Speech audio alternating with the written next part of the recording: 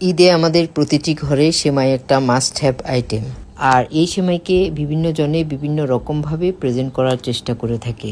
আজকে আমি একটু ডিফারেন্ট ওয়েতে কুনাফে বানিয়ে দেখাবো, যাতে আপনারা ঈদের দিন সহজে বানিয়ে টেবিলে সার্ভ করতে পারেন। প্রথমে আমি কিছু মোজারেলা চিজ কেটে নিয়েছি, এরপর একটা প্যানে কিছু পিস্তাশু একটু তেলে গুঁড়ো করে নেব।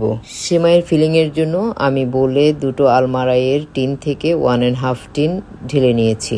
হাতের কাছে পাওয়া যায় এমন যে কোনো ধরনের ক্রিম আপনারা ইউজ করতে পারেন। আর সবচেয়ে মজার ব্যাপার হলো এই কুনাফি বানাতে আমি কোনো চুলাই ইউজ করিনি। এবার আমি হাফ কাপের মতো কনডেন্সড মিল্ক ঢেলে ক্রিমের সাথে ভালোভাবে মিশিয়ে নিব। আর সুইটটা আপনারা আপনাদের টেস্ট অনুযায়ী কম বেশি করে নেবেন।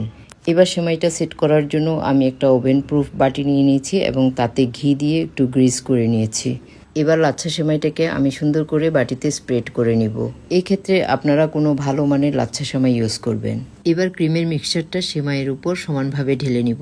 আমরা যদিও কুনাফা বানাতে লাচ্ছা সেমাই ইউজ করি, কিন্তু অথেন্টিক কুনাফা বানাতে কাটাইফি ইউজ করা হয়। এবার আমি স্লাইস করা মোজারেলা চিজকে সম্পূর্ণ ক্রিমের উপর সুন্দর করে বিছিয়ে দিব।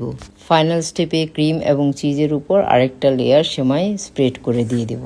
সেমাইটাকে আলতো করে সব দিকে সমানভাবে বিছিয়ে দিব। অ্যান্ড লাস্টলি মাস্ট কিছু ঘি উপর থেকে এভাবে সেমাইয়ের উপর ছড়িয়ে দিবেন। অ্যান্ড ট্রাস্ট মি, এই ঘিটাই পুরো ডেজার্টে এত সুন্দর একটা রিচ ফ্লেভার অ্যাড করবে যা আপনি খেলেই বুঝতে পারবেন।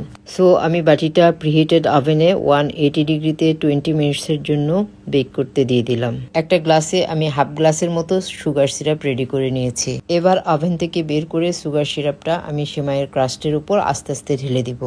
লাস্টলি আমি ক্রাস্ট পিস্তাশু দিয়ে সুন্দর করে ডেকোরেশন করে নিব। ব্যাস রেডি হয়ে গেল ক্রিস্পি চিজি ক্রিমি লেয়ার্ড কুনাফে। ভীষণ মজার এই ডেজার্টটা অবশ্যই ঈদে বানিয়ে খাবেন। আজ এই পর্যন্তই। আল্লাহ হাফিজ।